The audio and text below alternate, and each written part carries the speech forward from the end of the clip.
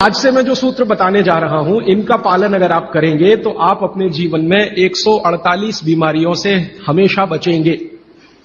और भागवती जी का यह कहना है कि बीमारियों से बचना बहुत महत्व का है बनिस्बत की बीमारियों का इलाज करना।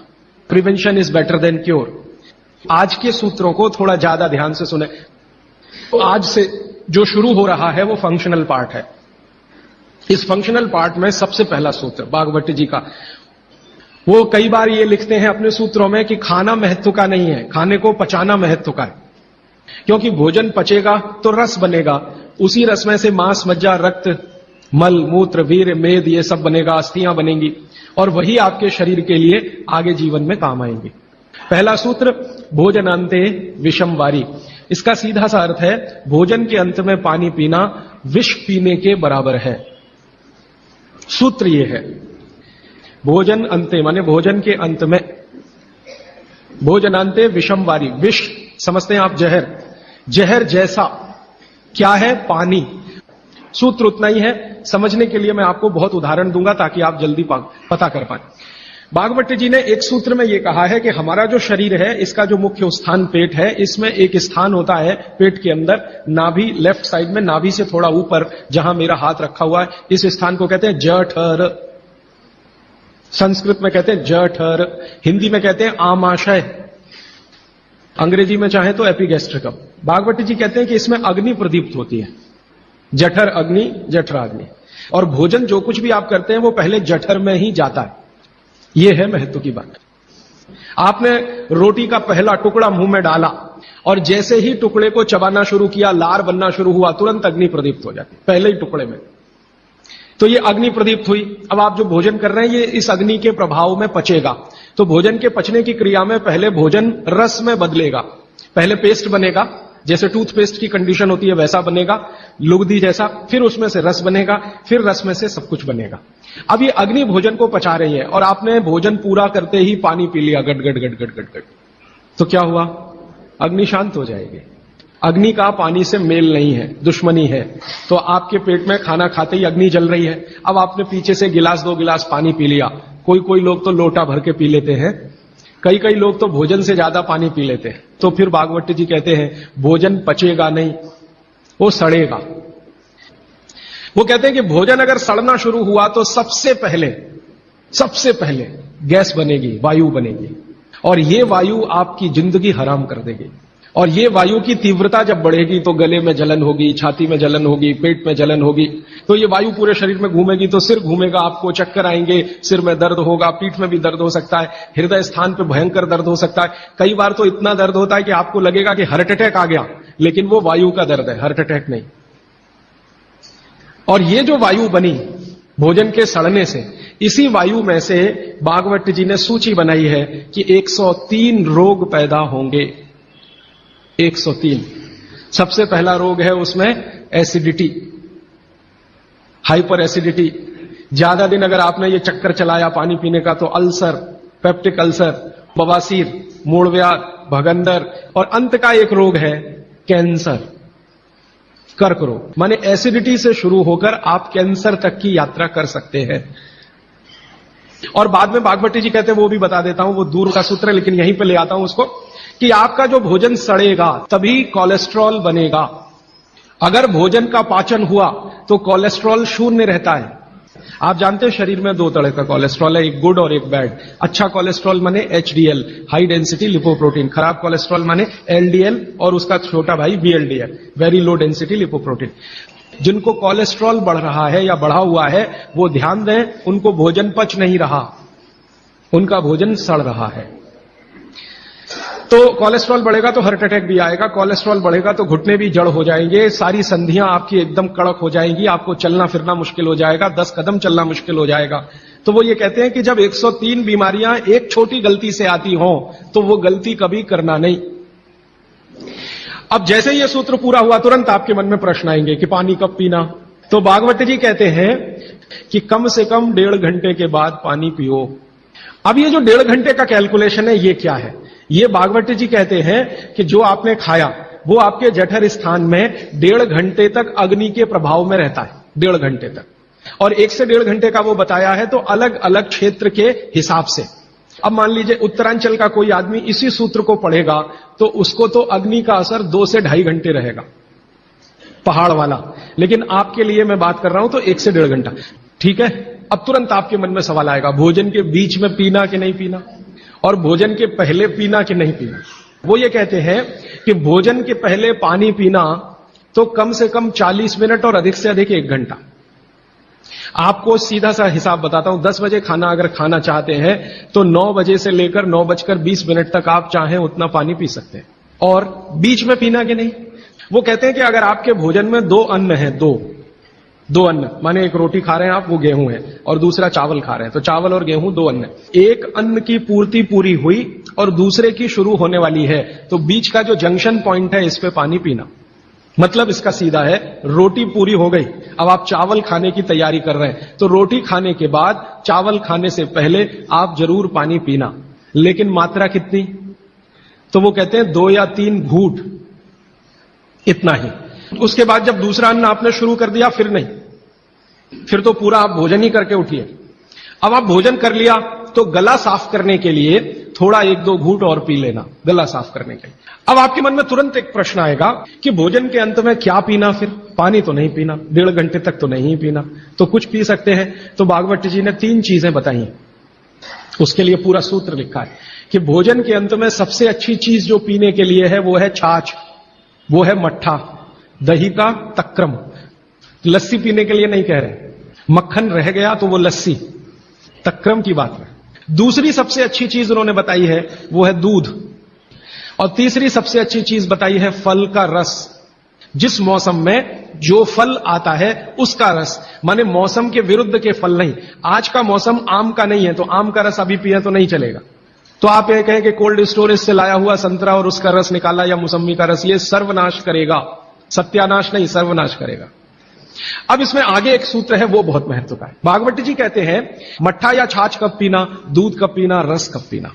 तो सुबह के भोजन के बाद जूस, भागवत जी ने नाश्ता शब्द कहीं नहीं इस्तेमाल किया है, सुबह का भोजन आप उसको नाश्ता कैसे, दोपहर के भोजन के बाद मट्ठा और रात के भोजन के बाद दूध। और वो ये कहते हैं आगे के सूत्र में कि इनका क्रम उल्टा सीधा मत करना कभी, कि हमारे शरीर को मट्ठे का पाचन होने के लिए जो रस की जरूरत होती है, रस माने एंजाइम, जो एंजाइम या रस की जरूरत होती है वो दोपहर को ही होते हैं पेट में।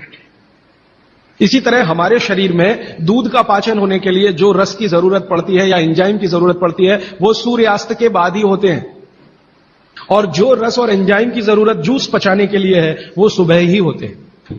अब आप कहेंगे हमारे बच्चे तो स्कूल जाते हैं दूध पीकर जाते हैं, तो बदल दो, जूस पिलाकर भेजो। और आप कहेंगे जी पिएंगे नहीं, आप जैसी आदत डालेंगे बच्चे वैसे ही होने वाले हैं, क्योंकि बच्चे अपने से कुछ नहीं सीखते, वो आपका सिखाया हुआ है सारा कुछ। समझ जाएंगे तो उनकी भी जिंदगी में ये परमानेंट हो जाएगा। अभी इसके आगे का सूत्र है। तो पानी कैसे पिए, तो हमारे यहां पानी पीने के बहुत तरीके हैं। लोटा मुंह से लगाया गट गट गट गट उतार लिया, गिलास मुंह से लगाया गट गट गट गट उतार लिया। तो भागवती जी कहते हैं नहीं, ये तरीका बिल्कुल गलत है पानी पीने। वो कहते हैं कि पानी को चुस्कियां ले लेकर पिए। जैसे आप गर्म दूध पीते हैं ना, भागवती जी बिल्कुल उसके समकक्ष रखते हैं। अब ये क्यों, आप एक साथ पूरा पानी उतारें गले के नीचे और एक एक घूंट पानी उतारें गले के नीचे, दोनों में जमीन आसमान का अंतर है। क्या अंतर है, हमारे पेट में भोजन को पचाने के लिए अग्नि होती है और इस अग्नि को तीव्र करने के लिए अम्ल होता है, अम्ल, एसिड प्राकृतिक रूप से बनता है, और मुंह में क्षार बनता है जिसको लार कहते हैं, लार, स्लाइवा, सेलिवा, लार, लाला रस, अलग अलग नामों से आप जानते हैं। तो मुंह में बनती है लार, ये है क्षार, और पेट में बनता है अम्ल। आप थोड़ा भी अगर विज्ञान जानते हैं तो आप जानते हैं कि क्षार और अम्ल को मिलाओ तो हो जाता है न्यूट्रल, और न्यूट्रल का मतलब जिसका पीएच 7 है। ये जो पानी है ना, पानी ये ना अम्ल है ना क्षार है, ये न्यूट्रल है। तो भागवत जी कहते हैं कि पेट आपका अक्सर पानी के जैसा रहे तो बढ़िया, और जिनका पेट पानी के जैसा माने पेट की अम्लता ना बढ़े और पेट का क्षारपन भी ना बढ़े, पीएच 7 के आसपास रहे, तो भागवत जी कहते हैं ऐसे व्यक्ति को 100 से ज्यादा वर्ष जीने की पूरी गारंटी है, बिना एक भी दवा खाए और बिना चिकित्सक के पास जाए। तो वो ये कहते हैं कि घूट घूट पिया पानी, अगर सिप सिप करके आपने पानी पिया तो ज्यादा लार अंदर जाएगी, तो अम्ल को शांत करने में मदद आएगी, इसलिए आपका पेट न्यूट्रल रहेगा। इसलिए पानी घूट घूट भर के पिए, और एक साथ गटगट पानी पिएंगे तो लार पानी के साथ मिल नहीं पाएगी, तो अंतिम रूप में जब वो पहुंचेगा पानी तो खाली पानी होगा। भागवत जी आगे कहते हैं, बहुत ही महत्व की बात है ये सब आपके लिए। वो ये कहते हैं कि जो व्यक्ति सिप सिप करके पानी पिए, वो देखें जानवर कैसे पीते हैं। चिड़िया कैसे पानी पीती है? चिड़िया एक ड्रॉप उठाएगी, फिर उसको ऐसे ऐसे मुंह में चलाएगी, फिर पिएगी, फिर दूसरी ड्रॉप उठाएगी, फिर ऐसे ऐसे चलाएगी, फिर पिएगी। ऐसे ही कुत्ता है, पानी को चाट चाट के पिएगा, शेर पानी को चाट चाट के पिएगा। ज्यादातर जानवर पानी को ऐसे ही पीते हैं। वो जानवर हमसे ज्यादा स्वस्थ हैं। किसी को डायबिटीज नहीं, कोई ओवरवेट नहीं, किसी को जॉइंट्स पेन नहीं, किसी को कुछ नहीं। बाघ भट्ट के पक्के चेले हैं ये सब जानवर। मैंने आपके सारे रोगों की एक दवा। तो मैंने ये एक्सपेरिमेंट शुरू किया। ये मैंने पढ़ा था 6 साल पहले। भागवत जी को मैंने 6 साल पहले पढ़ना शुरू किया। 3 साल पढ़ने में लग गया और 3 साल समझने में लग गया। तो आपको सुनकर हैरानी होगी, हमारे जो दोस्त हैं, सहयोगी हैं, जिनका वजन बहुत ज्यादा था, उन्होंने पानी सिप सिप करके पीना शुरू कर दिया और भोजन के 1.5 घंटे के बाद पानी पीना शुरू। ये 2 सूत्रों का ही परिणाम है कि सबके वजन पहले से आधे हो गए। सिर्फ पानी पीने का तरीका बदला। फिर मैंने डॉक्टरों से बात की कि ये चक्कर क्या है। तो उन्होंने कहा बात सीधी सी ये है कि जो लार है ना, इसकी मेडिसिनल प्रॉपर्टी सबसे ज्यादा है। आपने जानवरों को देखा होगा, उनको कभी भी कोई चोट लगे तो वो अपने लार से ही ठीक कर लेते हैं, चाट चाट के। अब वो ये कहते हैं कि भारत के वो मनुष्य या स्त्रियां और पुरुष बहुत ही दुर्भाग्यशाली हैं जो इस लार को अंदर ले नहीं जा पाते। जैसे तंबाकू खाने वाले लोग, गुटखा खाने वाले लोग, मावा खाने वाले लोग थूकते ही रहते हैं, उसको थूकते ही रहते। जिसको बनाने के लिए भगवान ने 1 लाख ग्रंथियां आपके मुंह में दी हैं, जो रात दिन आपके लिए लार बनाती हैं। ये बहुत ही कीमती है, इसका औषधीय गुण बहुत है।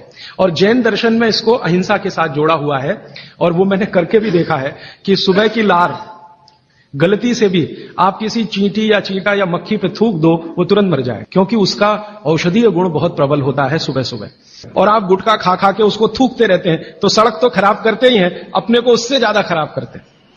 तो मेरी हाथ जोड़कर विनती है कि आप में से कोई लार थूकने वाला हो, थूकने वाला आदमी, ये तो भागवत जी की डिक्शनरी में नहीं है। वो कहते हैं कि एक ही कंडीशन में आप कुछ थूक सकते हैं, जब कफ बहुत बढ़ा हुआ हो, तभी, बस। उसके अलावा दूसरी कोई कंडीशन नहीं कि आप थूकें।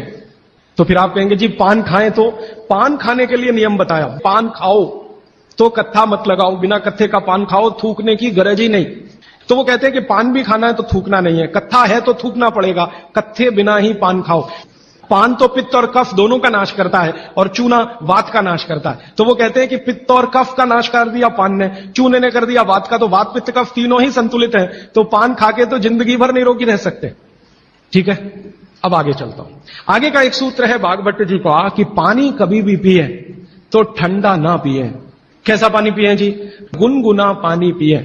कभी भी पानी की गर्मी शरीर के तापमान के ऊपर ना हो, ऐसा पानी पिए, गुनगुना ही पानी पिए। क्यों?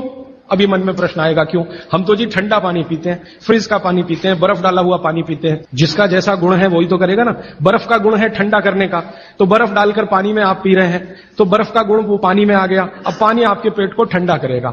अगर पानी ने पेट को ठंडा किया तो, क्योंकि शरीर के सारे ऑर्गन पेट से ही जुड़े हुए हैं, चाहे वो आपका हार्ट हो, चाहे किडनी हो, चाहे लीवर हो।